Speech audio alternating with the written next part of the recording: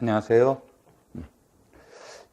교과 경론 수업을 하는데 신론은 이제 그 2016년 개정 그 판으로 이렇게 이제 얘기가 수업이 진행이 되는데 2012년 거를 가지고 있는 분들은 가장 큰 차이가 있으면 이제 2015 개정 교육 과정이 2012에는 안 들어가 있어요. 안 들어가 있기 때문에 지금 요 프린트물로 이렇게 나눠드린 게 2015에 관련된 이제 자료가 여기 들어가 있으니까 2015 할 때 이걸로 프린트물로 같이 참고를 하시면 되겠고, 수업은 우리가 이제 1부에서 보시면 그 2장이 수학교육의 필요성 및 목적 이렇게 들어가 있고 3장이 수학교육의 발달, 그래서 2장과 3장을 이제 수업을 진행을 할 거고요. 그 다음에 2부에서는 그 전체적인 그 자료를 수학과 교육과정에 대한 내용을 전반적인 내용을 하겠고 프린트물을 중심으로 해서 2015 개정교육과정을 중심으로 수업이 진행이 될 거예요. 그 다음에 이제 3부에서는 수리철학에서는 플라톤주의는 이제 간결하게 얘기를 하고 준경험주의, 그 다음에 3장의 구성주의, 이걸 중심으로 이제 수업이 진행이 되고 4부는 문제 해결에 의해 문제 해결 과정과 문제 제기, 귀납 추론과 유추, 문제 해결의 심리학적 배경, 이 내용들을 다 해야 되고요. 5부에서도 5부 내용도 이제 다 하게 되고 6부 내용도 이제 우리가 다 해야 되고 7부 내용은 이제 전체적인 내용을 그 2장에 나와 있는 수학과의 평가 방법, 이거를 기준으로 해서 수업이 이제 이루어질 겁니다. 그래서 이러한 순으로 수업이 이제 진행이 될 거니까 그걸 참고로 보시면 될 겁니다. 자, 그래서 이제 1부의 2장 내용부터 이제 보시면 수학교육의 필요성 및 목적 이렇게 나와 있는데, 여기에서 이제 수학교육의 필요성은 읽어보시다가 중간에 NCTM 문제가 나올 겁니다. 그래서 NCTM 내용부터 이제 간단하게 이제 보도록 하죠.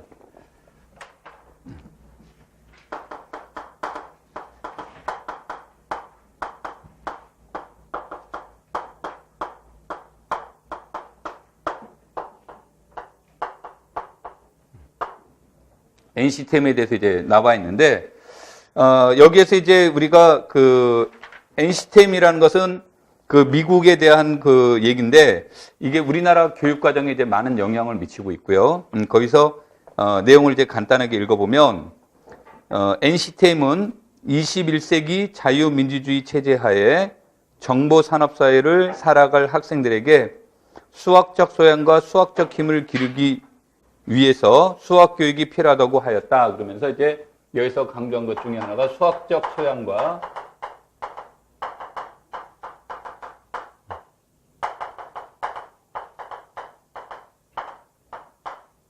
수학적 힘의 신장이라는 말이 이제 제기가 됩니다.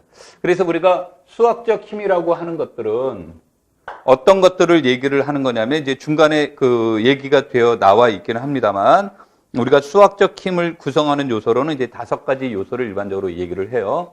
그 내용이 추론 능력, 그래서 이제 추론하는 능력을 이제 기르는 데 있다가 되겠고, 두 번째가 의사소통 능력,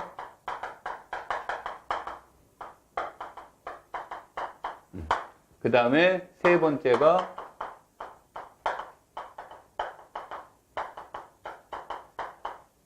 문제 해결 능력, 그 다음에 이제 그 네 번째가 개념관 또는 영역 간의 연결 능력, 그 다음에 5번째가 수학적 태도. 이것을 이제 우리가 총칭해서 일반적으로 말하는 수학적 힘의 신장이라고 얘기를 합니다.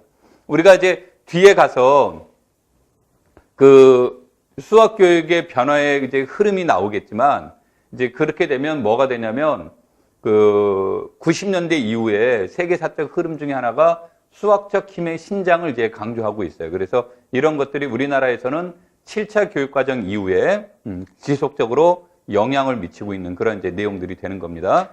그래서 이제 다시 읽어볼게요. 2016년 기준으로는 38페이지에 있습니다, 교재. 그 내용을 이제 그 다시 읽어보면, NCTM은 수학적 소양과 수학적 힘을 기르기 위하여 수학 교육이 필요하다고 하였다. NCTM은 수학 학습의 목표로 5가지를 제시를 했는데 첫 번째가 수학의 가치를 알고 두 번째가 수학하는 자신의 능력을 확신하고 세 번째가 수학적으로 문제를 해결할 수 있으며 네 번째가 수학적으로 의사소통할 수 있고 다섯 번째가 수학적으로 추론할 수 있어야 한다는 것들을 들고 초, 중등 수학 교육을 통해 일관되게 이러한 목표를 달성하기 위한 다양한 경험과 학생들에게 제시할 것을 요구하고 있다. 이런 말들이 이제 나오는데 여기서는 이제 큰 그림에서 수학적 소양과 수학적 힘을 이제 얘기를 하는 거예요.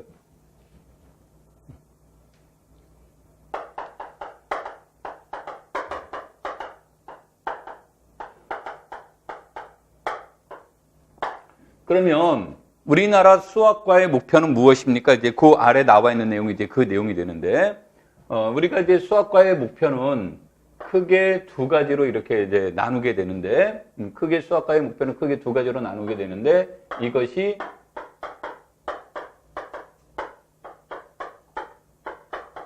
인지적인 영역과 정의적인 영역으로 이렇게 나누게 돼요.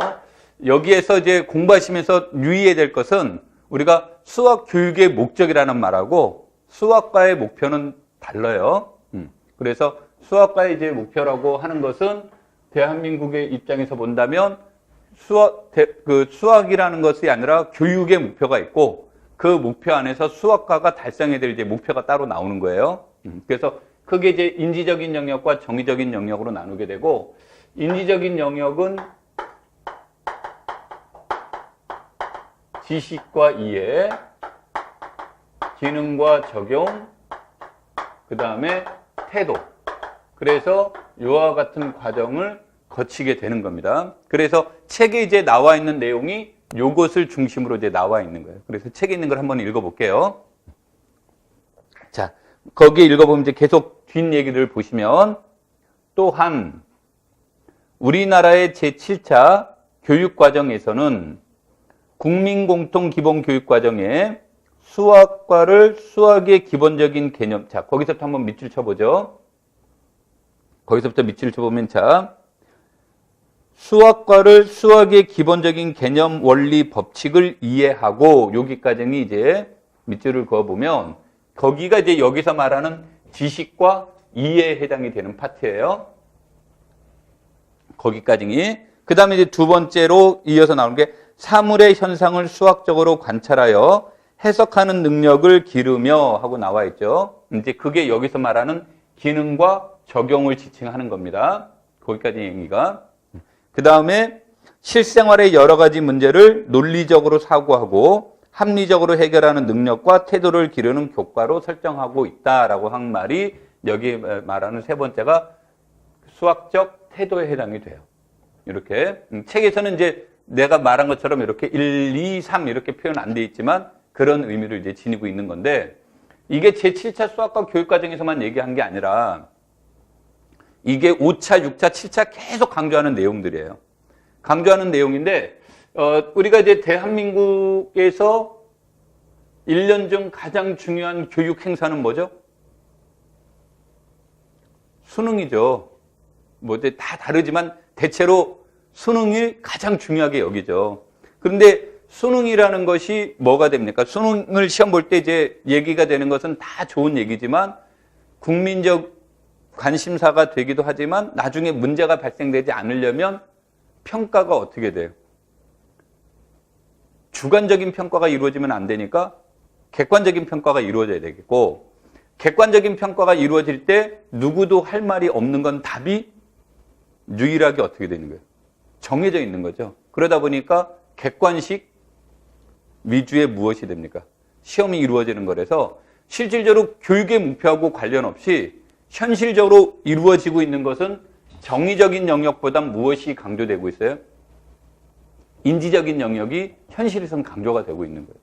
그러니까 교육과정이 바뀔 때마다 이 내용은 안 바뀌는데 7차 교육과정에서부터 유난히 강조하기 시작하는 게 정의적인 영역이에요. 그래서 이제 수학적 태도가 7차 교육과정에서 이제 강조가 되는데 강조가 된다는 얘기는 이것만 하면 된다가 아니라 이것이 너무 지나치게 강조되다 보니까 실제적인 상황에서 정의적인 영역들이 강조되고 있다. 이렇게 이제 보시면 됩니다.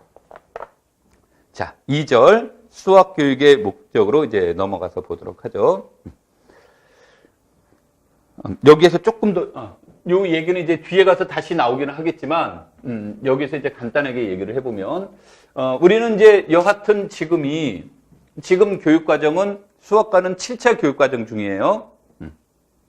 7차 교육과정인데, 7차 교육과정에서 이제 3번의 개정이 있었죠. 그래서 2007 개정교육과정이 있었고, 2009 개정교육과정이 있었고, 2015 개정교육과정이 있었죠. 그 다음에 2015 개정교육과정이 2018년도, 그러니까 이제, 작년부터가 되겠죠. 작년부터 이제 운영이 돼서 지금 현재로는 2009 개정교육과 2015 개정교육과정이 혼재되어 있는 거죠. 그러니까 지금 이제 2015는 중학교 1학년과 고등학교 1학년이 대상이 돼서 이제 되는 거고, 그 다음에 2, 3학년은 전부 다 뭐로? 2009 개정교육과정으로 이렇게 지금 얘기가 되고 있는 상황이죠. 이게 이제 점차로 변해가는 과정이고. 자, 그래서 이제 그러한 측면에서 여러분들이 항상 우리가 고민이 될 건 현행은 여하튼 개정이 되어 있지만 근본적으로는 뭐가 된다는 얘기는 근본적인 것은 제7차 교육과정이 되는 거고, 제7차 교육과정은 우리가 학습자 중심의 교육과정이에요. 그러니까 그 수학과의 특징은 두 가지로 볼 수 있는데, 학습자 중심의 교육과정이라는 것과 또 하나는 단계형 수준별 교육과정인데, 지금 이제 단계형 수준별은 운영되고 있지 않아요. 그래서 이제 이 개정안에서 계속 나오는 것은 단계형이라는 말이 없고, 주로 강조하는 것은 학습자 중심의 이제 교육과정이라는 것이 이제 강조돼서 계속 진행이 되고 있는 겁니다. 그 관련된 내용들은 이제 뒤에서 다시 나오니까 가서 이제 자세하게 하도록 할게요. 자, 2절. 수학 교육의 목적으로 넘어가서 이제 본격적으로 보죠.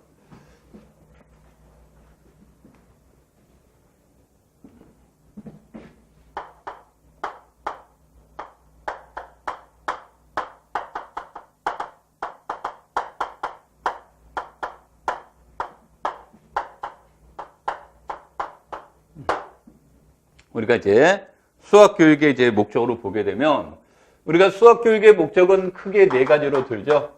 네 가지가 뭐가 되냐면, 정신도야성,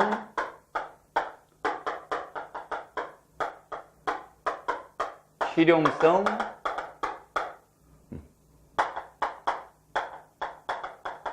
심미성,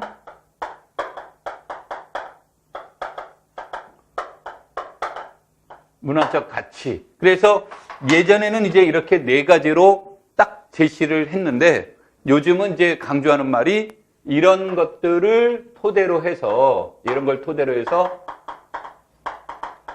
수학적 무엇을 기르자는 데 초점을 두냐면, 안목을 기르자는 데 이제 초점을 둬요.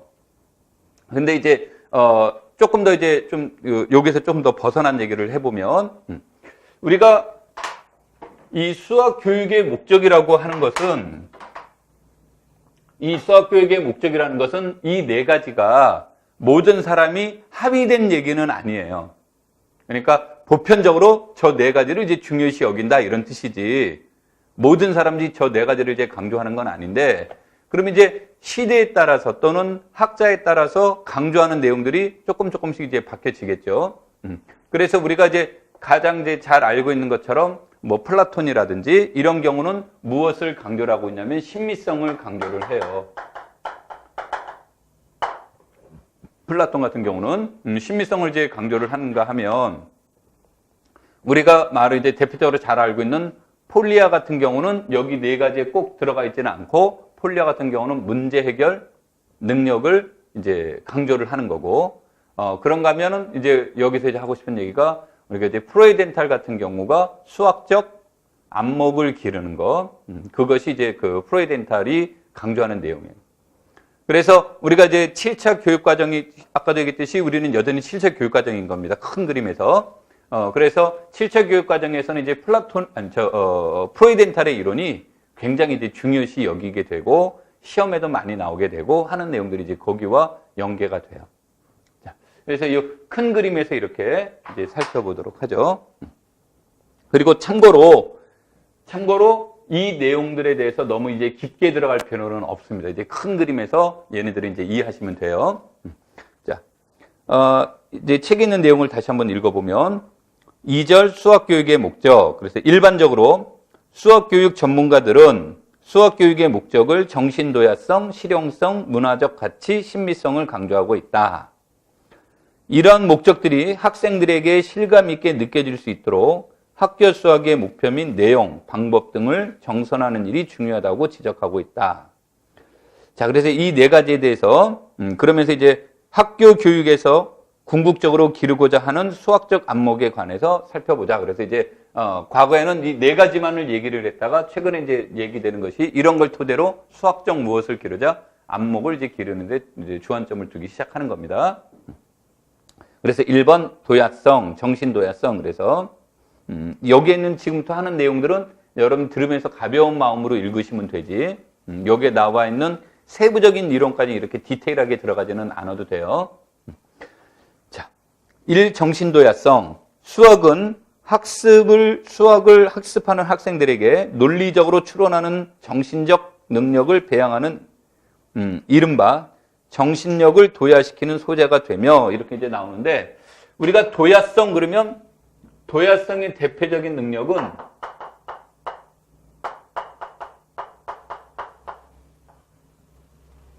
추론 능력이에요.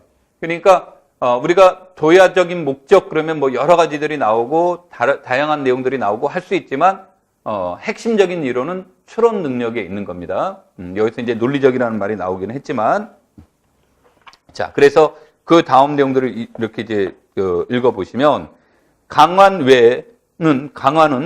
이러한 요인으로 네 가지를 이제 제시를 했죠. 엄밀성, 간결성, 논리성, 일반성을 다음과 같이 설명하고 있다.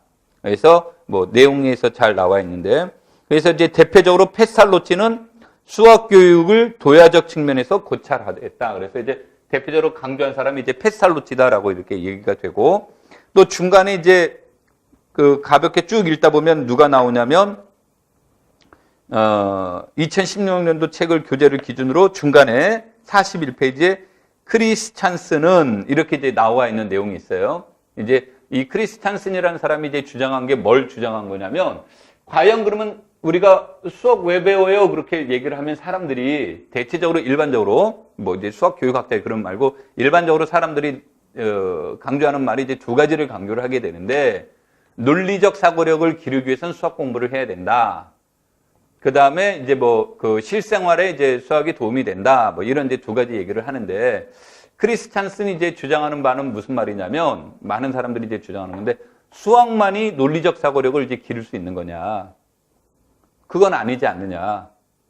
그러면서 이제 극단적으로 아래 무슨 말들이 또 나오냐면 수학을 못하는데도 불구하고 논리적인 사고를 잘하는 사람들도 있다. 그래서 이제 여기에서 강조하고자 하는 메시지 중에 하나는 수학 교육의 목적이 오직 무엇만인 것은 아니다. 논리적 사고력을 기르는 것만은 이제 아니다라는 내용들이 여기서 이제 간단하게 제시가 됩니다. 자, 그럼에도 불구하고 수학 교육의 목적 중에 하나는 무엇에 대해 해당되냐면 도야성인 거고 도야성의 핵심 언어는 무슨 능력을 기르는 데 있다요? 추론 능력을 이제 기르는 데 있습니다라는 뜻이 되고요. 그다음에 이제 두 번째 실용성이 나오게 되죠. 실용성이 나오게 되는데 이 실용성인 것도 그 유의해야 될 것 중에 하나는 이런 거예요. 우리가 그 사람들이 실용성 그러면 이제 무슨 말들을 이제 많이 하냐면 일상생활을 해 나가는데 물건을 사고 팔고 하는 정도에서만 수학이 응용되는 것을 생각하는 것은 실용적인 것을 강조하는 내용이 아니다. 그러니까 많은 사람들이 이제 그렇게 얘기를 하다 보니까 이제 수학 싫어하는 사람들이 뭐라고 해요? 뭐 미분적분 못해도 미분적분 못해도 뭐가 됩니까? 우리 일상생활 하는데 전혀 지장이 없죠. 그렇죠? 그 다음에 뭐 요즘 계산 못해도 뭐가 됩니까? 휴대폰들 다 들고 다니니까 휴대용 계산기가 있으니까 따다다닥 누르면 다 계산 다 되죠. 그 다음에 뭐 그것도 필요 없죠. 그냥 요즘은 바코드 갖다 탁탁탁탁 되면은 뭐가 돼요? 그냥 계산이 쩌르륵 해서 나오죠. 그러니까 이와 같은 것들을 이제 얘기를 하면서 수학이라는 게 필요성이 없다라고 이렇게 강조하는 사람들이 있는데, 여기서 실용성이라는 것은 그와 같은 단순한 의미가 아니라 좀 더 넓은 의미로 해석해야 된다. 그래서 아랫부분에 보면 이제 이런 말들이 나와요. 밑에서 한 7번째 줄 정도 보면 이런 말이 나오죠. 물건을 사고 난 후에 거스름돈의 계산과 같은 간단한 문제 상황뿐만 아니라, 그런 것뿐만이 아니라 어떤 상품을 구입하기 위해서 여러 가지 자료를 조사하고 가격을 비교해보고 구매 조건 등을 분석하고 최선의 선택을 하는 문제 상황까지도 실용성 범주 안에 어떻게 된다? 포함되어야 된다. 그러니까 우리가 이제 어떤 그 의사결정을 하게 되면 그 의사결정을 하기 위한 일련의 과정들 있죠. 일련의 과정들도 전부 다 어디에 포함돼야 된다요? 실용성에 포함이 돼야 된다. 그러니까 단순한 계산이 수학인 것, 실용성인 것은 아니다라고 하는 것을 여기서 이제 강조하는 겁니다. 그런 의미에서 이제 실용적인 측면을 강조해야 된다고. 그 다음에 이제 세 번째가 문화적 가치와 뭐라고 돼 있어요? 신미성이라고 얘기가 나와 있죠. 그래서 이제 이 둘을 이제 보통 묶어서 얘기를 하게 되는데, 여기에서 이제 그 가장 많은 오해들 중에 하나가 수학의 아름다움 이런 것들, 수학의 우아함 이런 것들을 이제 얘기를 할 때, 이게 우리가 이제 이 책은 다행히 이제 그런 것을 강조를 안 했는데, 우아함 이런 걸 얘기 나오면 예전 책들은 수학의 우아함 그러면 가장 많이 나오는 내용이 황금비예요. 근데 우리가 황금비를 보고 수학이 아름답다, 와 아름다워 이런 거 못 느끼죠. 그러니까 우리가 아름답다라는 말의 의미를 자꾸 무엇에 미적 감각에 초점을 둔 아름다움으로 느낀 것이 이제 잘못된 거예요. 그러니까 수학에 대한 것은 그런 의미가 있는 것이 아니라, 이제 여기서 이제 대표적으로 얘기한 것이 미적분학의 기본 정리를 이제 예를 들기도 했습니다만, 이제 예전에 이제 학회에서 이런 얘기가 있었대요.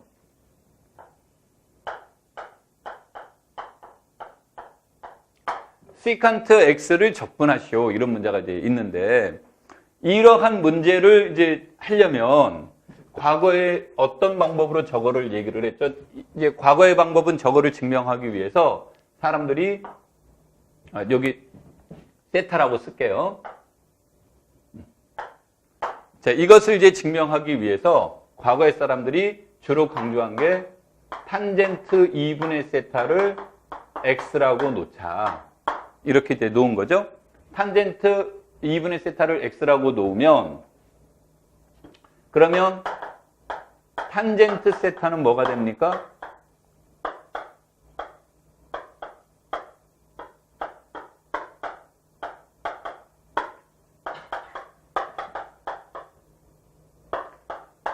얘가 나오는 거죠.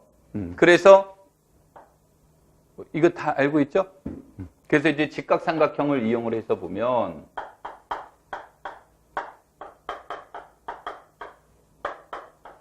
얘가 돼서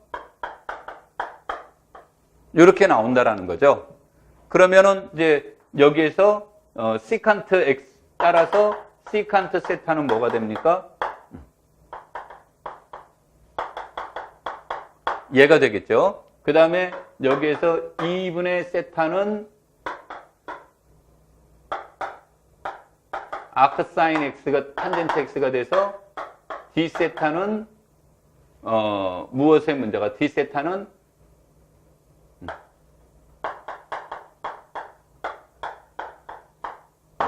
이런 문제가 되는 거죠.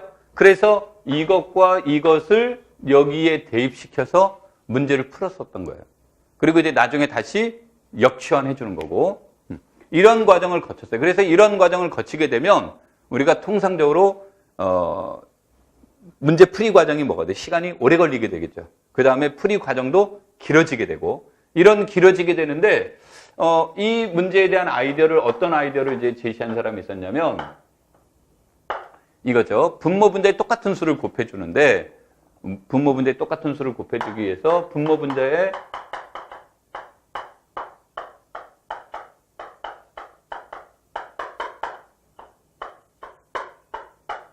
이렇게 해준 거예요. 이렇게 해주면 시칸트를 미분해주면 시칸트 탄젠트죠. 탄젠트를 미분하면 시칸트 제곱이 되겠죠. 다시 말하면 분모를 미분하면 뭐가 됩니까? 분자가 되는 거죠. 그쵸? 그러니까 얘 적분해 주면 뭐라는 얘기예요? 로그 시칸트 센터 탄젠트 세타 이렇게 나오겠죠. C는 이제 뭐 무시해버리고요. 그러니까 이 복잡한 과정을 통해서 적분해야 될 게 딱 몇 줄 만에 적분이 되는 거예요. 한 줄 만에 적분을 해줄 수 있는 거죠. 근데 이제 이게 학회에서 이 적분법을 처음 발표를 했을 때 그 자리에 있던 모든 사람들이 다 일어나서 박수 치면서 이렇게 외쳤대죠. beautiful. 그러니까 내가 이제 말하고자 하는 게 이런 게 심미성이라는 거죠. 그러니까 우리가 심미성이라는 말들의 의미를 무엇으로 번역하자라는 얘기냐면 단순하게 미적 아름다움을 의미하는 것이 아니라 우아함. 그러니까 그동안에 굉장히 오랜 시간에 걸쳐서 해결했었던 문제들을 짧고 간결하게 또는 획기적인 아이디어를 이용해서 문제를 해결해 나가는 것들, 이런 것들을 우아하다, 아름답다라는 말을 이제 쓴다라는 얘기예요. 그러니까 여기서 자꾸 우리가 이제 심미성이라는 말들의 의미를 미적인 얘기로 얘기하지 말자 이런 얘기입니다. 그래서 그러한 것들을 얘기를 한다든지 또 이제 우리가 여기서 나오는 것 중에 하나가 이런 거죠. 지구면 위에서 가장 빠른 경로는 직선이 아니라 뭐라고 해요? 측지선인 거죠. 그래서 여기서는 측지선이라는 말을 이해하는 것 등이 이제 이런 것들이 얘기됐을 때 이러한 우주의 변화 관계를 무엇으로 표현합니까? 우리가 옛날부터 나온 것 중에 하나가 이제 그 농사 짓는데 아주 유용한 것 중에 하나가 뭐예요? 우리가 24절기 이런 것들이 쭉 나오는 이유 중에 하나는 뭡니까? 그 심심해서 만들었을 리는 없죠. 그런 것들이 전부 다 무엇과 예전의 농경사회에서 농사와 연결된 계절의 변화에 따라 어떻게 될 것인지 이런 것들을 이제 연구부터 이제 시작을 한 거죠.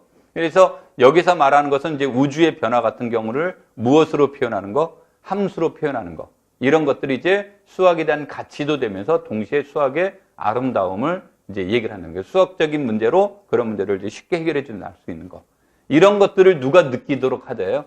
학생들이 느끼도록 하는 그런 교육이 돼야 되는데 이런 게 수능에 나오면은 난리 나죠. 이게 뭐 수학이냐. 하여튼 우리는 이제 그런 문제가 있지만 하여튼 그런 형태들이 여기서 말하는 이제 심미성이다. 그래서 큰 그림 4가지는 꼭 기억하셔야 되고 수학 교육의 일반적인 목적은 뭐가 된다?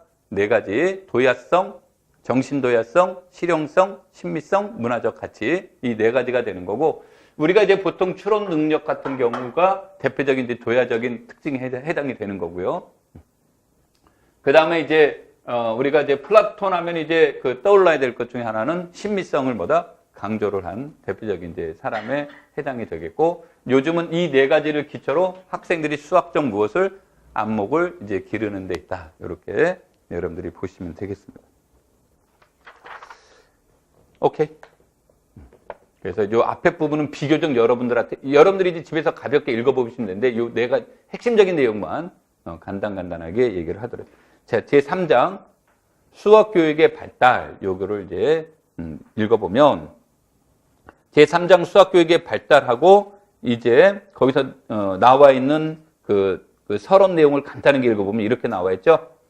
체계적인 수학교육의 모습을 갖추기 시작한 것은 19세기 말 유럽과 미국에서였다. 이 장에서는 19세기 말 이후에 수학교육의 발달 과정을 20세기 초에 수학교육 근대화 운동, 20세기 중반에 수학교육 현대화 운동을 중심으로 살펴볼 것이다. 수학교육의 발달 과정을 살펴보는 것은 수학교육의 변화와 그 요인, 그것에 대한 반성 등을 토대로 현재와 미래의 수학교육을 지향할 바를 탐색하는 데 도움이 된다는 점에서 의미가 있다. 이렇게 얘기가 나오는데 우리가 이제 근대화 운동은 이제 19세기 말 이후에 나타나는 건데 19세기 말 이후에 세계사적인 변화는 뭐죠? 19세기에 산업혁명이 일어나면서 무엇에 대한 필요성이 급속도로 변할까? 노동력인 거죠. 그래서 뭐가 됩니까? 이제 제국주의가 이제 되고, 우리 세계사 공부하려고는 아니지만 상당한 노동력에 대한 가치 또는 하부 조직을 보면, 맨 밑에 있는 노동자들뿐만 아니라 노동자를 관리하는 관리층도 있어야 되고 또 그것을 관리하는 관리층들. 그러니까 그런 사람들이 점점 뭐가 됩니까? 필요로 하는 거고 또 그 필요에 관련된 교육이 요구되는 거죠. 그래서 이제 그러한 것들이 되고 우리나라 같은 경우는 그래서 이제 일제강점기에는 그래서 우리나라 같은 경우는 이제 그때는 국민학교라는 표현을 쓰지는 않았지만 국민학교 같은 것들이 이제 그 요구가 된 거죠. 그래서 뭐가 된 겁니까? 이제 정권이 계속 바뀌어가는 과정에서 이제 김영삼 정권하에 들어와서 국민학교라는 것은 일제식 잔재다 그러면서 지금처럼 학교 명명을 바꾼 거죠. 그래서 무슨 학교로? 초등학교로 이제 명명을 바꾸게 되는 그런 형태가 돼요. 그래서 수학이라는 이 관점이 단순히 수학자들에 의한 노력만으로 변화되는 게 아니고 세계사적인 흐름과 그 다음에 수학 교육에 관련된 뭐 어떤 그 철학, 그 다음에 심리학 이런 것의 변화에 맞춰서 수학 교육도 뭐다 같이 이제 흘러가고 있고 그래서 이제 그런 것을 초점으로 여기 있는 내용들을 이제 살펴봅시다라는 내용이 여기에 나타나는 겁니다. 자, 그래서 1절 수학교육 근대화 운동 이걸로 이제 들어가는 거죠.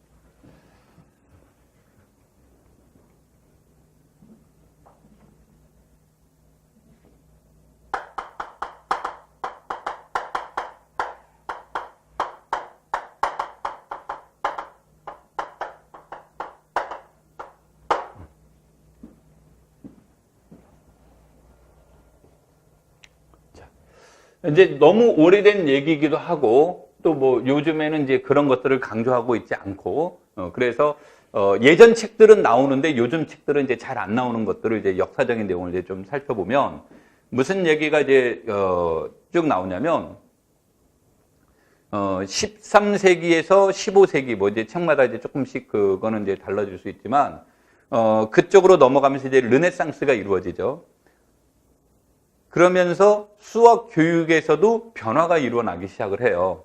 그 변화가 일어나는 것들 중에 이제 하나가 무엇이 되냐면 수학이 신여로부터 수학이 이제 그 종교에 대한 신여 개념으로부터 탈피하고자 하는 것들이 이제 일어나기 발생이 돼요. 그러면서 이제 강조된 것들 중에 하나가 유크리트 교육에 대한 문제들이 계속 대두가 됩니다. 되는데 현실 세계는 여전히 무엇이 강조되고 있냐면 유크리트식 교육이 이제 강조되는 거죠.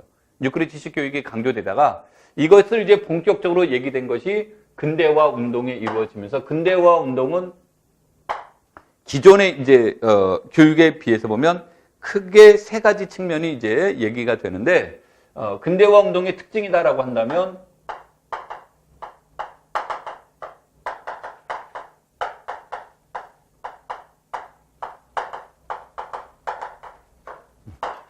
자, 유크리트 뭐 책에서는 유크리트 원론으로 이제 나오는데 유크리트식 교육이라는 말로 쓰는데 유크리트의 원론에 대한 탈피로부터 출발이 돼요. 이런 게 첫 번째 특징이라고 볼 수 있겠고 이제 근대화 운동을 이제 주도한 사람들은 이제 우리가 총칭해서 이제 보통 세 명을 얘기를 하는데 영국의 페리 그 다음에 독일의 클라인, 미국의 무어 이 세 사람을 이제 보통 우리가 그 근대화 운동에 이제 주된 사람들로 보는데 이 셋들의 이제 일반적인 공통점을 얘기하는 겁니다. 그래서 이게 이제 근대화 운동의 이제 일반적인 특징이다라고 하는데 그 다음에 이제 두 번째는 뭐가 되냐면 실용적인 측면을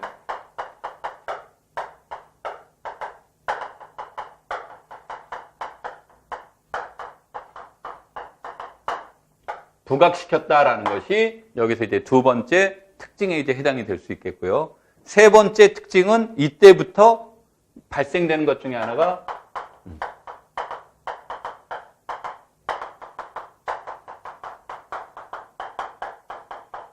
고려하게 돼요. 내가 지금 앞에 부분은 생략하고 수업을 해서 여러분들이 이제 혹시 안 읽어봤으면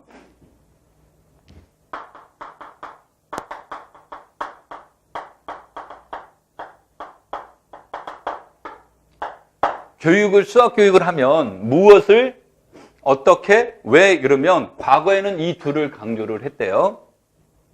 그러면 그러면 우리가 무엇이 되겠습니까? 학습 내용과 관련되는 거죠. 그러니까 수학과 수학의 내용과 관련되어 있는 거란 말이에요.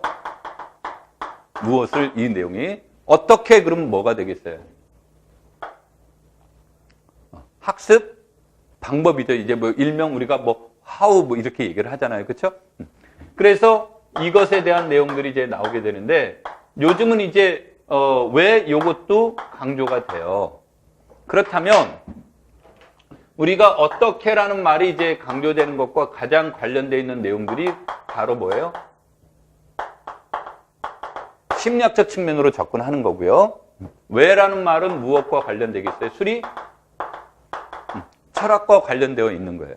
이제 그 학습을 하면서. 그런데 이제 이러한 심리학적 측면이 본격적으로 수학 교육의 이제 그 고려의 대상이 되기 시작한 건 언제부터라고 보는 거냐면 근대화 운동부터 보는 거예요. 그러니까 그 이전에는 전부 다 무엇을 유크리트 원론을 지도하는 거예요. 그러니까 이것을 할 때는 이제 유크리트 원론을 하는 것은 이제 일종의 지배층을 위한 교육이 됐던 거죠. 이때까지는. 그래서 그런 것들에 대한 이제 문제가 나오면서 우리가 심리학 측면을 이제 본격적으로 교류한 것이 근대화 운동이 되는 거고 이것이 오늘날처럼 이렇게 발달되기 시작한 거는 오늘날처럼 발달되기 시작한 건 현대화 운동 이후로 보는 거예요. 이제 그러면 심리학에서 주로 하는 건 뭡니까? 심리학의 주된 관심사는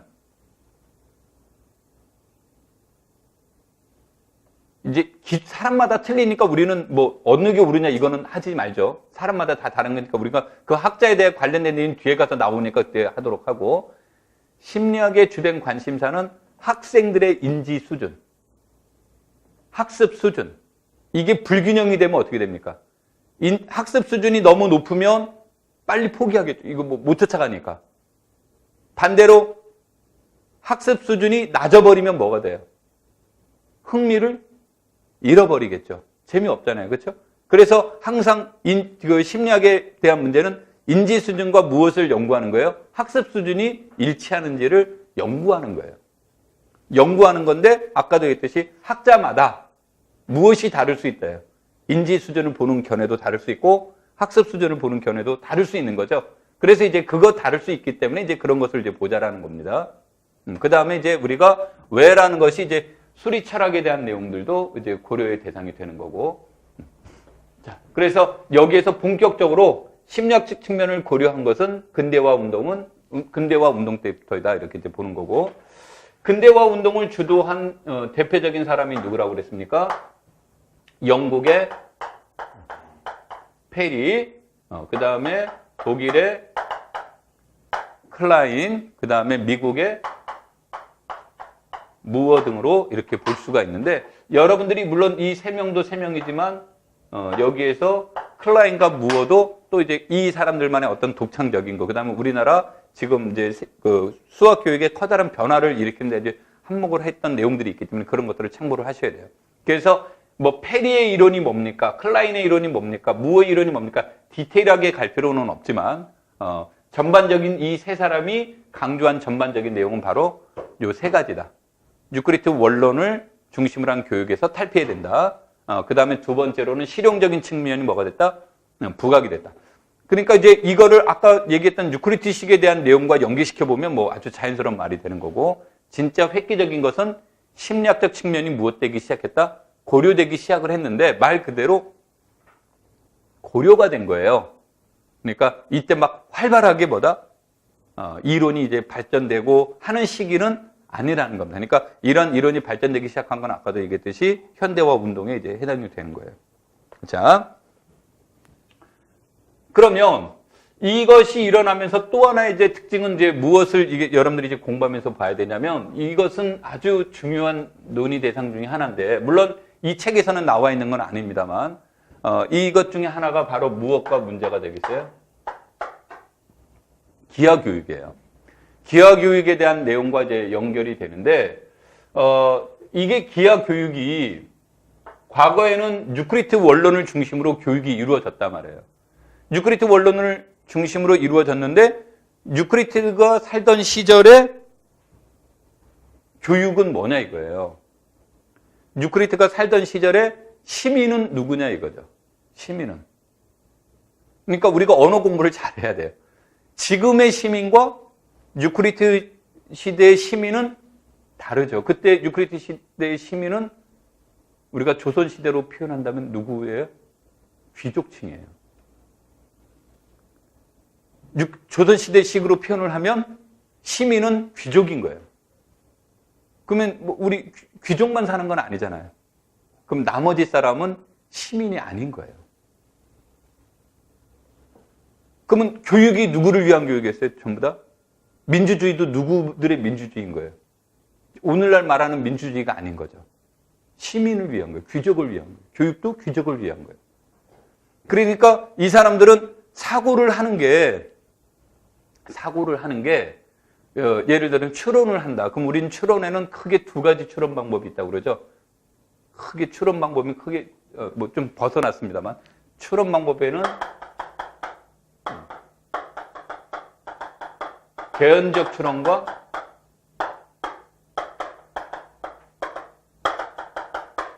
논증적 추론이 있다라고 하죠. 논증적 추론이라는 말보다는 아마 여러분들이 연역적 추론 뭐 이런 말이 이제 더 표현될 수 있고, 개연적 추론이라고 말하는 것은 우리가 이제 대표적으로 말하는 귀납적 사고 방법, 유추 이런 것들이 일종의 뭐여야 되는데요? 개연적 추론에 해당이 되는데 유크리트 시대는 이런 거는 인정하지 않았어요. 전부 다 뭐만? 이런 것만 인정을 하는 거예요. 그런데 우리가 보통 생각할 때 모든 게 논리가 쫙 이루어져서 되는 게 아니라 우연에 의해서도 발전될 수 있고 여러 가지 상황을 봤더니 거기에서 규칙에 의해서 뭔가 새로운 것이 나올 수도 있는 거죠. 그러니까 이런 것들 자체를 무엇하지 않았어요. 인정하지 않은 거고, 그런 것들이 어디에 반영되지 않아요? 교육에 반영되지 않죠. 자, 다시 이쪽으로 와서 내가 왜 기하를 이제 이거와 이제 연계시켜서 얘기를 하려고 하는 거냐면, 우리가 유크리트 원론에 나와 있는 논증적 추론만으로 교육이 이루어지면 일명 이제 진실이 왜곡됐다라고 얘기를 해요. 진실이 왜곡됐다는 얘기는 하늘에서 떨어지는 이론은 없다는 거죠. 어떤 뭔가를 거쳐서 과정, 절차를 거쳐서 뭔가 이론이 나왔을 텐데 얘네들은 아까 말한 개연적 추론 같은 경우는 인정하지 않았기 때문에 중간 과정들이 전부 다 뭐가 돼요? 인정하지 않은 거죠. 그러니까 눈에 보이지 않는 거예요. 그러한 것들이 그 기하 교육의 중심을 잡은 거죠. 그래서 기하하면 떠오르는 게 무슨 기하예요? 논증 기하 중심으로 이루어졌던 거예요. 오케이?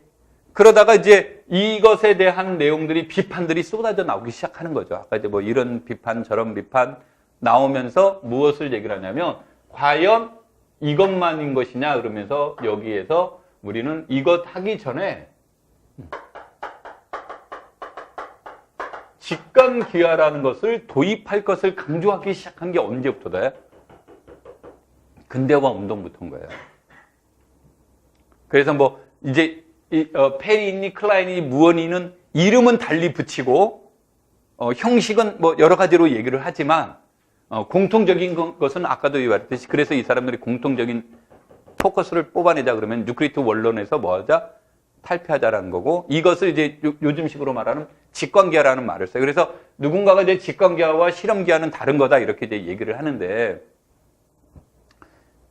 이 직관기하라는 것은 무엇을 말하냐면 논증기하의 도구이면서 동시에 직관기하는 그것 자체가 무엇이 된다? 목적이 되는 거예요.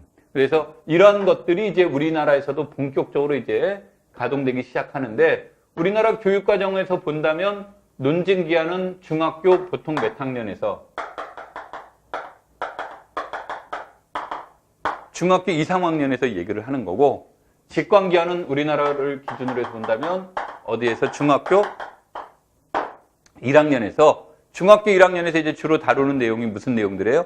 작도 이런 것들의 문제죠. 그래서 그런 것들로부터 이쪽으로 이제 넘어가자라는 것이 돼요. 그래서 이러한 기하에 관련된 내용들이 여기서부터 이제 근대화 운동부터 영향을 이제 주기 시작한 건데, 물론 이게 근대화 운동이 우리나라 교육과정에 영향을 준 건 아닙니다. 이제 세계사적인 흐름이 되는데, 이런 것들과 항상 나오면 기하 문제와 연결을 시켜봐서 봐야 됩니다. 이건 이제 기하 파트 할 때 나오겠지만, 그래서 논증기하를 하게 되면 논증기하에서는 말하는 개연적 추론을 인정하지 않는 거니까 유크리트 원문에서 그런 걸 인정하지 않았던 것들을 탈피를 하다가 여기서 이제 나타나는 얘기들이에요. 자, 요 얘기들을 이제 여기서는 페리의 수학 교육의 운동, 뭐, 이렇게 이제 쭉 나오다가, 우리 이제 그 2016년도 교재를 기준으로 50페이지 보시면 이런 말이 나와 있어요. 이 클라인의 수학교육의 근대화 운동 바로 위에 보시면 점으로 이렇게 나와 있는 거 있죠? 그래서 수학의 실용성과 유용성, 특히 자연과학과 연결되는 측면을 강조한다.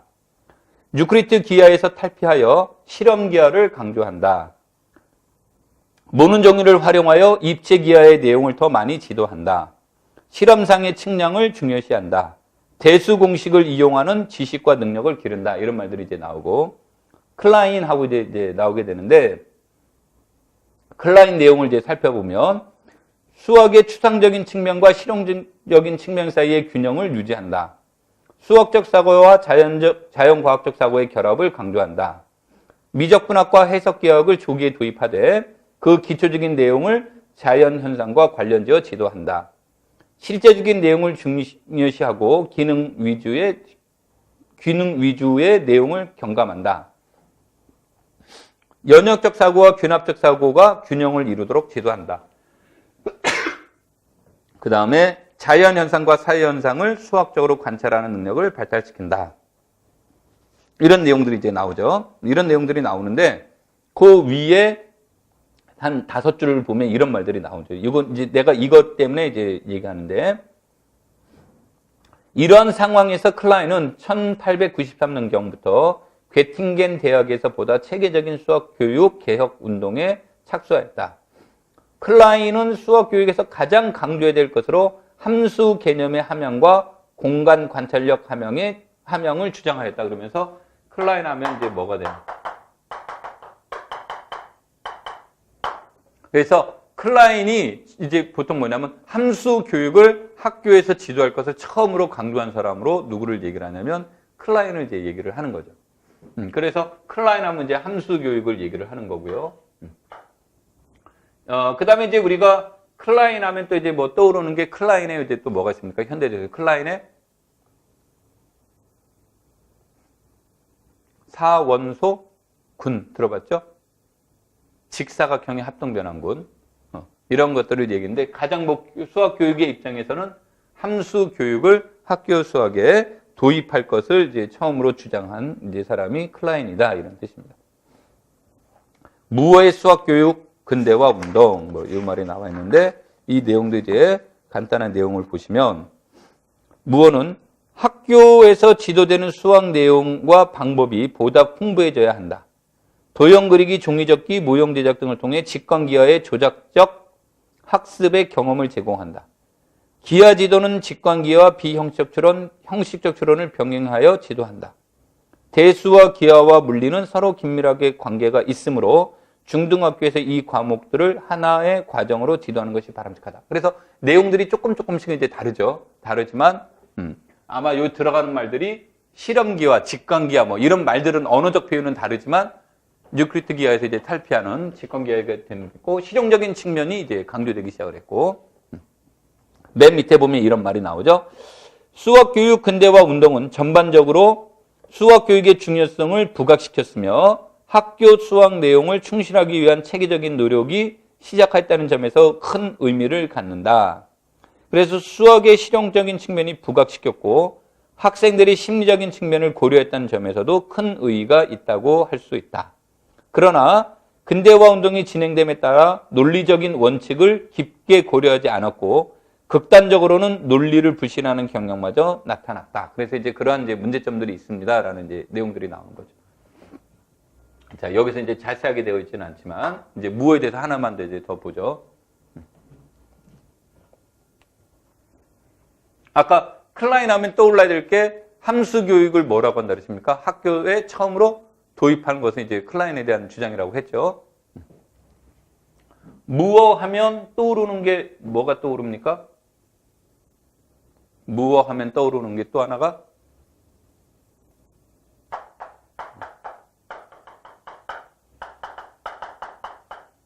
발견학습이에요. 근데 이 발견학습이 이제 나오게 되는데 우리 발견학습 하면 혹시 기억나는 사람 있습니까? 발견학습?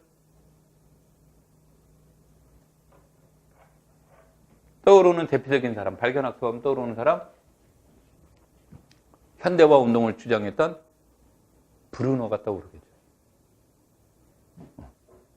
안 떠올라요? 이 사람은 바로 나올 거예요. 현대화 운동에서 브루노 하면 발견학습이 이제 떠오르게 돼요. 근데 이제 이것을 얘기를 해보는 건 뭐가 되냐면, 브루노의 발견학습을 다른 말로 이제 표현하면 좀 길게 얘기하면 인도된 발견학습이라고 얘기해요. 브루노의 발견학습을 인도된 발견학습이라고 하고, 무어의 발견학습을 순수 발견학습이라고 얘기를 합니다. 근데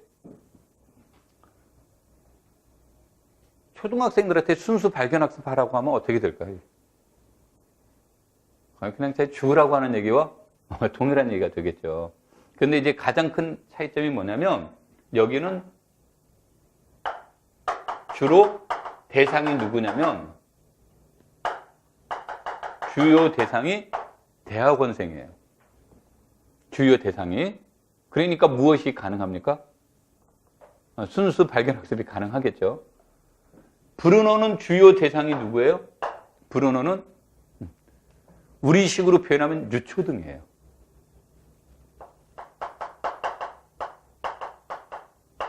우리식으로 표현하면.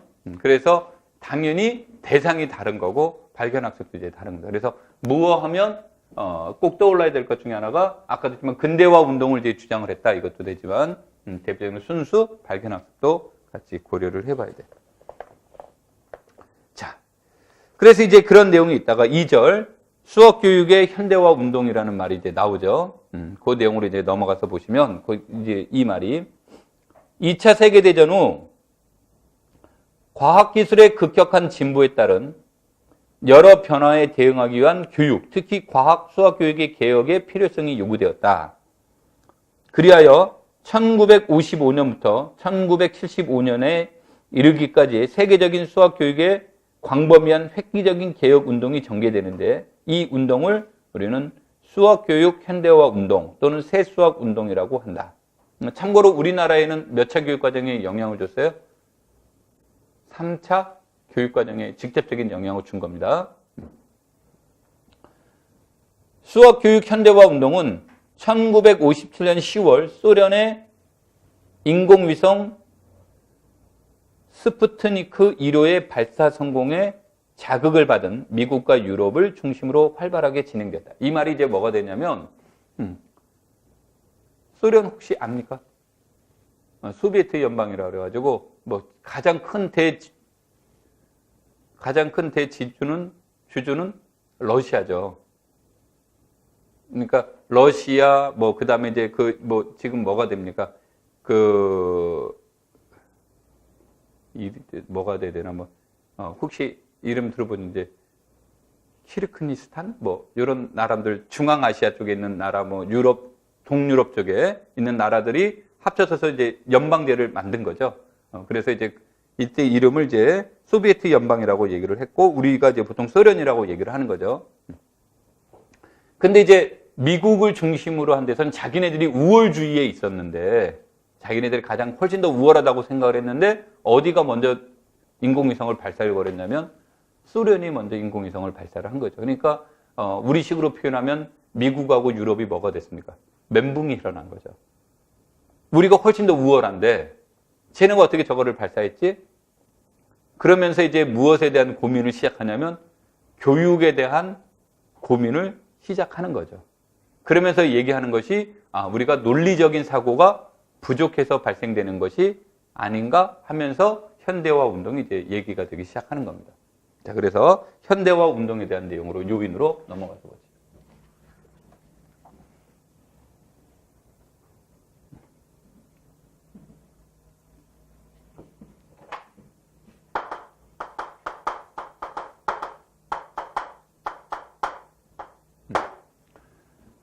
교육의 변화라든지 우리나라 교육과정의 변화 가운데 시험에 제일 많이 나온 문제가 우리나라를 기준으로 본다면 3차 교육과정이에요. 그럼 3차 교육과정이 왜 제일 많이 나옵니까? 그러면 뭐가 되냐면 7차인데 3차가 나올 때도 있어요. 6차인데 3차가 나와요. 6차인데 웬 한참 지나간 뭐를 옛날 얘기를 하고 있는 거죠. 그게 뭐냐면 이때부터 수학에 대한 아까도 뭐 근대화 운동에서 수학적 체계가 이제 잡혀지기 시작하는 시점이라고 한다면 오늘날의 수학적 체계가 어느 정도 잡혀지기 시작한 건 현대화 운동 이후로 보는 거예요. 그 다음에 이제 우리나라 교육도 마찬가지가 되는 거고. 자, 그래서 이제 현대화 운동이 이제 이루어지게 되는데 이 현대화 운동들을 이제 여기서 이제 살펴보도록 하자 그런 얘기죠. 자, 그래서 그 요인은 수학 교육의 현대화 운동의 요인으로는 2차 세계대전 이후 급격한 성장을 이룬 수학 자체의 발달을 들 수가 있다.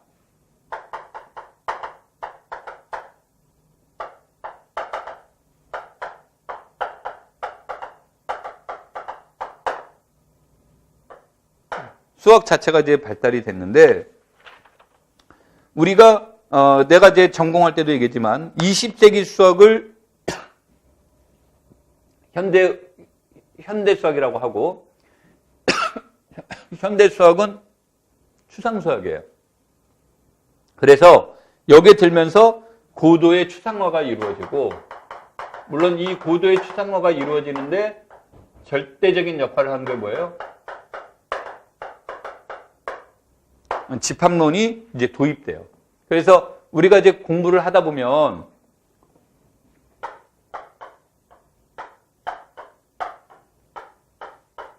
클래스라는 말이 나온단 말이에요.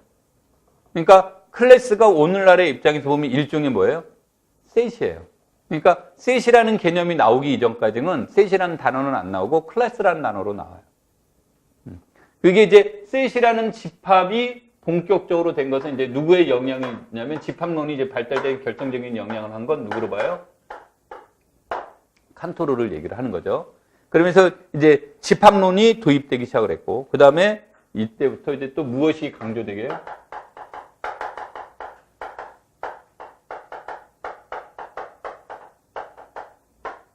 강조되기 시작을 해요. 그래서 이런 게 이제 강조된 게 수학 자체가 이런 것들이 이제 발달이 됐다. 그래서 이런 것이 있고 두 번째로는 무엇이 되는 거냐면 둘째는 기존의 수학 교육에 대한 반성으로 중등학교에서 지도되는 종래의 학교 수학의 내용이 시대에 뒤떨어져 있었다. 이때 시대에 뒤떨어져 있었다는 얘기는 이제 이게 보기 좋은 포장이 아까도 있지만 멘붕이 빠진 거죠. 소련 때문에. 대학에서 연구되는 전문 수학은 현대 수학을 중심으로 발전을 거듭한 반면 학교에서는 고전적인 수학 내용을 중심으로 지도하고 있었다. 수학교육 현대화 운동은 수학교육의 내용을 보다 현대화하려는 시도로서 현대 수학의 정신을 학교 수학에 도입하고자 한 것이다.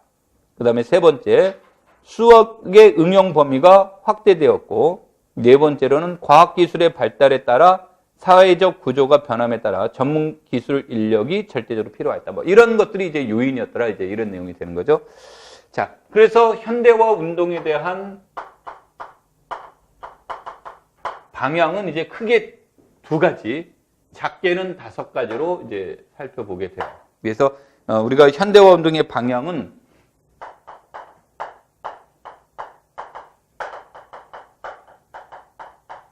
내용적 측면과 방법적 측면으로 나눌 수 있는데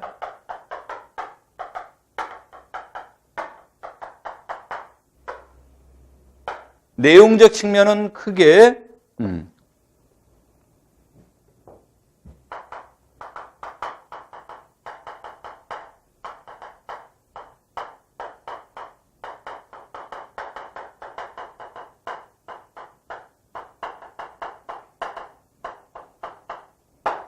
첫 번째가 현대 수학의 내용과 방법을 조기에 도입한다.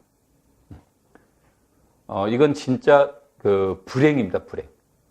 그래서 수학을 싫어하게끔 이게 이제 여러분들은 아마 경험해 보지 못했을 텐데 나는 이걸 경험을 해봤어요. 내가 이제 학교 다닐 때 경험을 했는데 초등학교 때 집합이 나옵니다. 초등학교 때 다 배웠어요. 주류법 이거 중학교 때 다 배웠어요. 뭐가 되냐면 이제 우리 때 진짜 불행한 것 중에 하나가 이거예요. 요즘은 2 더하기 3은 5와 같습니다. 3 더하기는 5와 같습니다. 교환법칙이란 말 대신에 저런 표현을 써요. 내가 학교 다닐 때 2 더하기 3은 3 더하기와 같습니다. 왜요? 그러면 둘 다 5니까요. 그러면 틀린 거예요. 2 더하기 3과 3 더하기는 같습니다. 왜요? 그러면 수는 덧셈에 대한 교환법칙이 성립합니다. 그럼 그게 답인 거예요. 초등학생들이 뭘 알아요? 이때는 이제 뭐 학원도 없고 아무것도 없는 거냐. 그 옛날 사람 아니야. 우리나라 급격하게 발달이 돼서 이게 이제 이때 이제 나오는 것이 이런 것들이 이제 조기에 도입되면서 뭐 여기서는 집합, 확률 뭐 여러 가지들이 나옵니다만 현대 수학의 꽃은 여하튼 뭐냐면 집합이에요. 그래서 뭐 여기서 집합, 함수 뭐 이런 말들이 나오는데 이제 꽃은 집합이에요. 이런 것이 이제 집합이 이런 것들이 이제 그 과감하게 이제 도입하게 되고 두 번째는 대수적 구조를 강조를 하고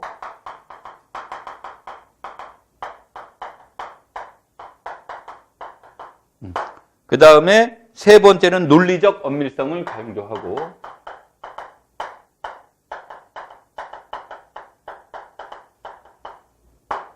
네 번째로는 전통적인 교재를 정비를 하고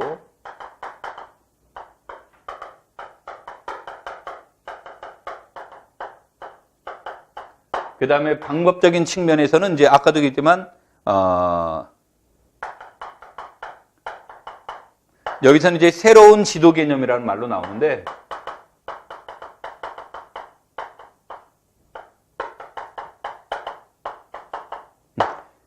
뭐 족이라는 말은 쓰지 말고 도입이라고 하죠. 새로운 지도 개념이라고 나오는데 이게 방법이 이제 수학교육 심리학이 본격적으로 이제 발달되기 시작하는 거예요. 자, 이 내용을 가지고 이 밑그림을 읽어보고 이제 다시 보도록 하죠. 그래서 첫째부터 이제 봅니다. 현대 수학의 방법과 내용과 방법을 조기에 과감하게 도입한다는 것이다. 집합, 함수, 확률, 대수역 개념 등과 이와 관련된 용어, 기호 등을 과거에 비해 일찍 도입한다는 것이다. 특히 현대 수학의 기본 태도라 할 수 있는 집합 개념을 초, 중등 수학에서 강조하여 다룬다. 그러니까 지금은 우리 집합이 뭐가 됩니까? 2007까지는 7차 교육과정에서 이제 중학교로 왔어요. 그 다음에 2007에서까지는 중학교에서 다루다가 2009 개정교육과정부터 뭐가 됐어요? 중학교에서도 너무 어렵다예요. 그래서 어디로 갔어요? 고등학교로 갔죠. 이제 뭐 하도 바뀌니까 그냥 고등학교 1학년 2학기죠. 이거를 초등학생들한테 지도 있다고 생각을 해요. 그냥 뭐 거의 죽으면 시대. 그래서 여기서 나온 게 집합 개념을 초중등학교 수학에서 강조하였다. 둘째, 대수적 구조를 강조하였다.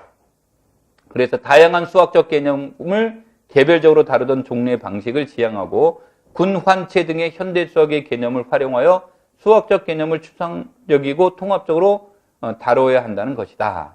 그래서 이제 이게 내가 예전에는 이 말을 몰랐어요. 그러니까 우리 때는 뭐 이런 거 내가 중등학교 때 뭐 군환체라는 걸 지금도 안 쓰지만 옛날에도 쓰지는 않았어요. 쓰지는 않았는데 2학년산이라는 걸 배우고 그냥 요즘 그냥 사칙연산 그러잖아요. 그냥 2학년산이 나오고 항등원 나오고 역원에 대한 내용이 나오고 그래서 나는 이 문제를 고등학교 1학년 때인가 중학교 때인가 이게 기억이 잘 안 나는데 이런 문제인가? 뭐 이렇게 정의됐을 때 항등원은 무엇일까요? 뭐 역원은 무엇일까요? 이거를 배웠단 말이에요. 지금은 이제 이런 거 지도 못하게 하죠. 그러니까 이런 것들이 이제 여기에서 대수적 구조를 강조하는 데서 이제 나오기 시작한 거예요. 이런 내용들 것들이 이게 이제 대수적 구조라는 말이 이제 2학년산과 관련된 그런 것들을 구조를 말하는 겁니다. 군환체의 개념.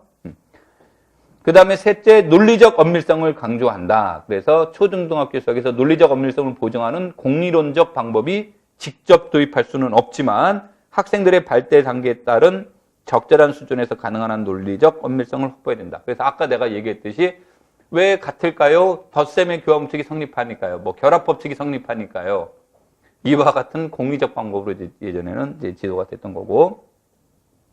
넷째, 현대 수학에서의 접근에 대한 전통적인 교재를 정비한 것이다. 이게 이제 지금 아까도 말한 교재를 정비하면서 이게 그 큰 틀을 잡아놓은 거예요. 이제 디테일함은 자꾸 변화되고 있습니다.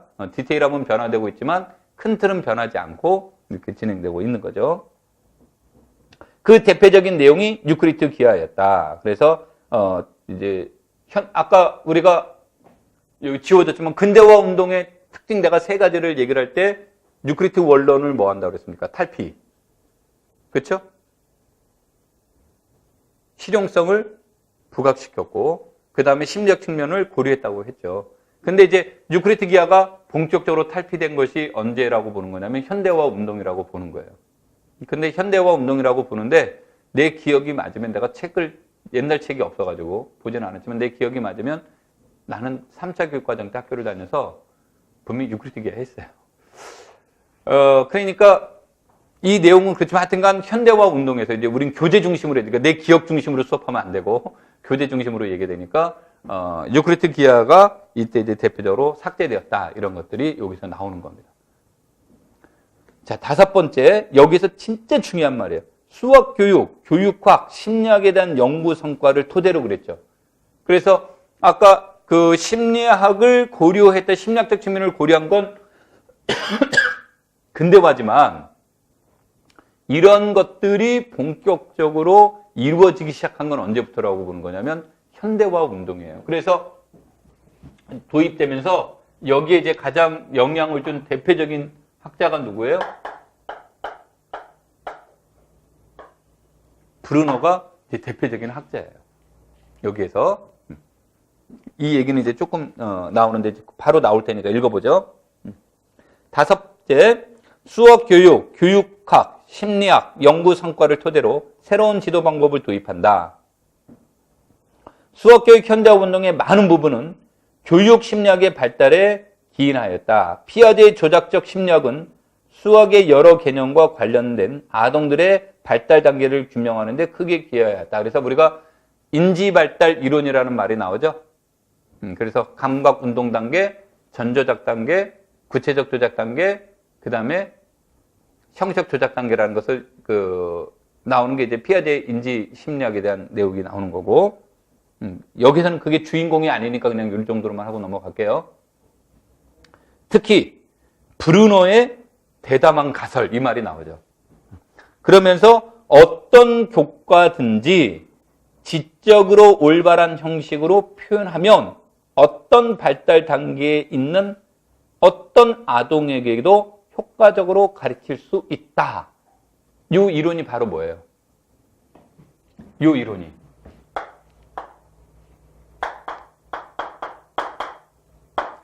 브루노의 EIS 이론이죠. 즉 E는 뭐예요? E가 활동적 표현 양식이라고 하고 또는 뭐 작동적이라는 말을 쓰기도 합니다만, 그 다음에 여기가 I가 S가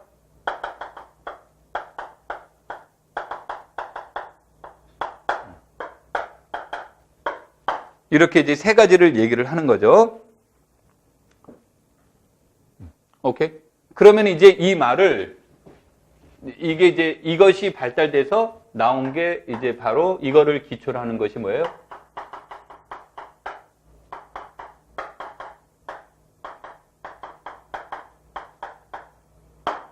나선형 교육과정이에요.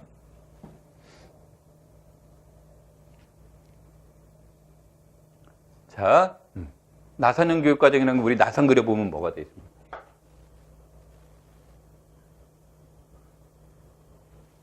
이거 너무 오래 쳐다보면 체면 걸려요. 자, 이 말이 이제 뭐가 되냐면 예를 들어서 이제 얘기를 해볼게요. 예를 들어서 본다면 함수다. 그러면 내가 2라는 말은 없지만 인지 발달을 고려한 게 피아제의 인지 발달이니까 낮은 단계 아이에서 함수 개념이 나와요. 그 다음에 그보다 높은 수준의 아이들에서도 함수 개념이 나와요. 더 높은 수준에서도 무슨 개념이 나와요? 함수 개념이 나와요. 근데 여기에 대한 내용은 뭐가 되냐면 이 사람은 학문에 대한 욕구는 아이가 됐건 어른이 됐건 학생이 됐건 학자가 됐건 동일하다라고 보는 거예요. 그래서 누구에게든 지도해 줄 수 있다. 단지 무엇만 바꾼다면, 표현 양식만 바꾼다면 다 지도해 줄 수 있다. 그러다 보니까 이렇게 이루어지니까 자연스럽게 뭐가 돼요? 여기에서 강조되는 게 나선형 교육과정에 의해서 보면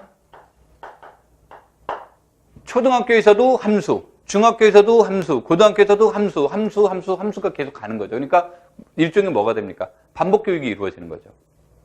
똑같은 것에 대한. 반복 교육이 이루어지다 보면 좋은 점도 있을 수 있지만 나중에 문제되는 게 뭐냐면 다른 교과의 단절도 이루어져요. 그러니까 자연스러운 연결이 이루어지지 않는 경향이 많아요. 그래서 이제 7차 교육 과정에서 강조하는 것 중에 하나가 반복된 것을 줄이고 단절됐던 것을 무엇하자요? 연결시키려고 하는 것들이 이제 7차 교육 과정에서 중요한 이슈가 돼요. 자, 그럼 이 말이 뭐냐? 아까 우리 뭐를 기준으로 하자고 그랬습니까? 함수를 기준으로 한다면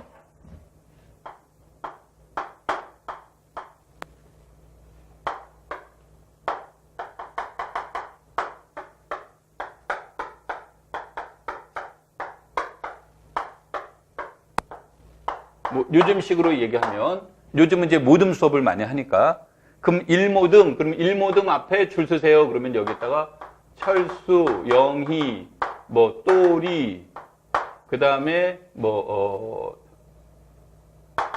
내가 아는 사람은 3명이니까 하여튼 이렇게 아이들이 그 앞에 자기 모듬 앞에 뭐 하는 거, 줄 서는 활동. 이게 무엇에 해당이 돼요? 이에 해당이 되는 거예요. 그러니까 이런 걸로 해줄 수 있다죠. 그래서 얘네들이 얘네들로 대응되는 거예요. 이게 이제 함수 교육의 의미고. 그 다음에 이제 아이는 뭐예요? 영상적인 거.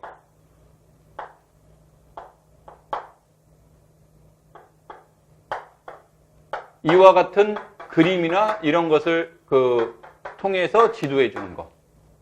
그래서 여러분들이 이제 함수할 때 어떤 책들이 있냐면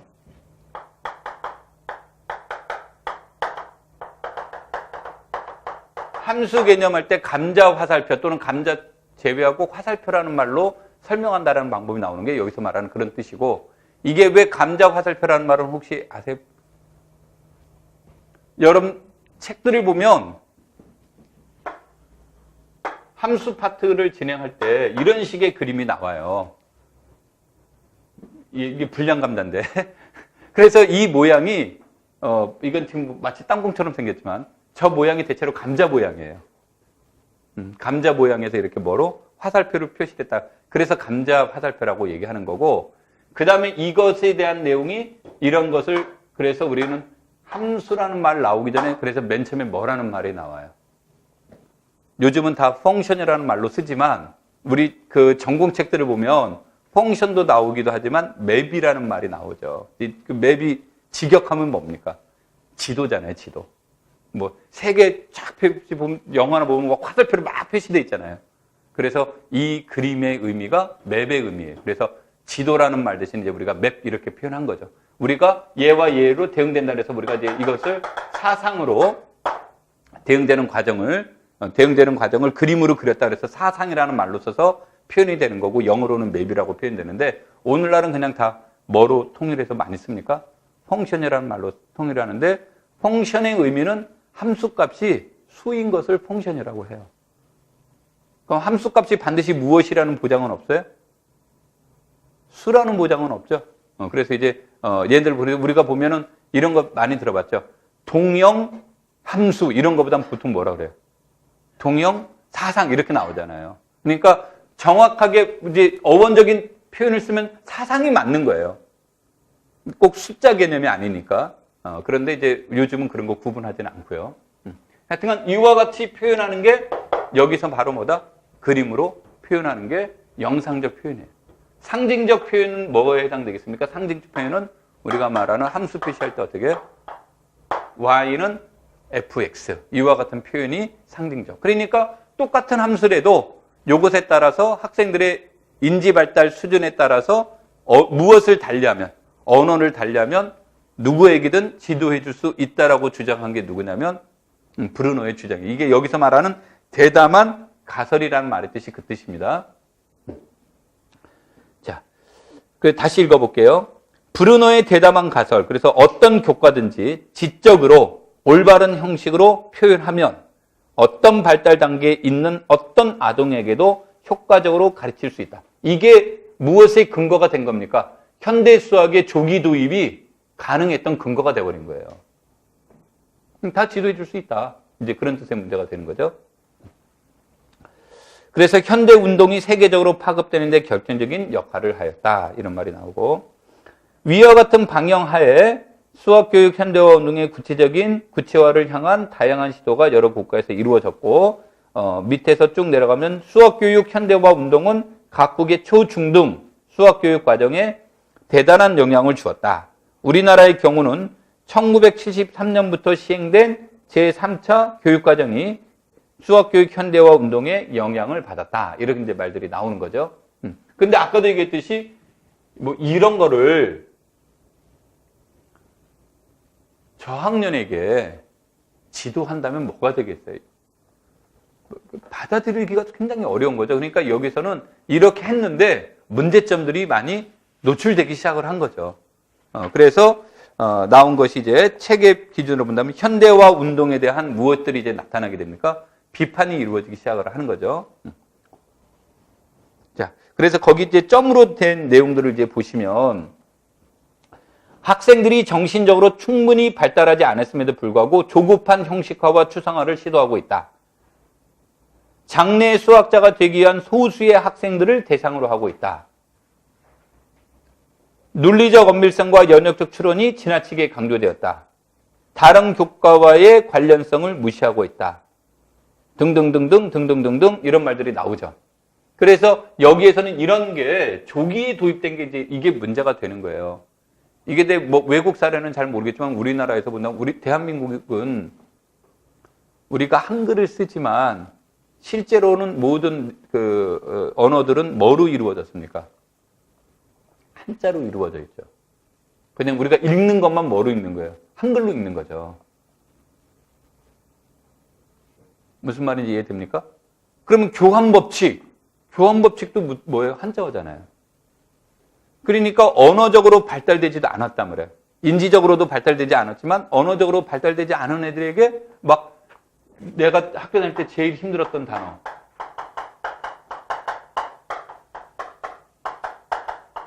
이거 구분이 안 되는 거예요. 귀납법, 규류법 비슷한 것 같은데 맨날 다르다라고. 이제 이와 같은 내용들이 이제 문제들이 이제 여러 가지 이런 문제들이 이제 발생이 되는 거죠. 그래서 이런 것들이 발생이 되면서 그 다음에 나온 내용이 무엇이 됩니까?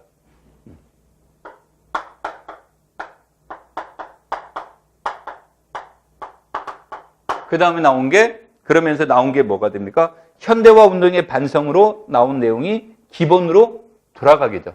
그래서 백투 베이직이 이제 얘기가 됩니다. 이 백투 베이직은 우리나라의 관점에서 본다면 4차 교육과정에 이제 영향을 주게 됩니다. 자, 그래서 이제 기본으로 돌아가기 운동이 촉발되고, 그 다음에 나온 게 이제 무엇이 강조됩니까? 1980년대를 기준으로 강조된 게 무엇을 강조하기 시작해요?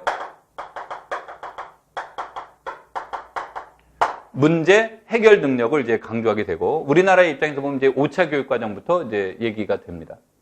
그러면서 1990년대에 들어서 무엇을 강조를 하기 시작해요? 수학적 힘의 신장을 무엇한다? 강조하기 시작한 거고, 이제 우리나라에는 몇 차 교육과정이 영향을 준 거냐면 7차 교육과정이 이제 영향을 주는 거죠. 그래서 이러한 것들로 이제 이루어지게 되는데, 여하튼 뭐 여기에서 가장 진짜 충격적이고 오늘날에 아주 많은 영향을 준 것은 뭡니까? 수학교육 심리학이 본격적으로 뭐가 돼야 돼? 교육 심리학이 본격적으로 교육에 도입되기 시작을 했고 거기에 영향을 준 대표적인 학자가 누구냐면 브루너에 이제 해당이 되는 거죠. 그래서 그런 것들이 오늘날까지 영향을 주고 있다. 이렇게 이제 보시면 됩니다. 되겠죠? 그래서 여기까지 하고 좀 쉬었다가 다음 내용으로 넘어가도록 하겠습니다.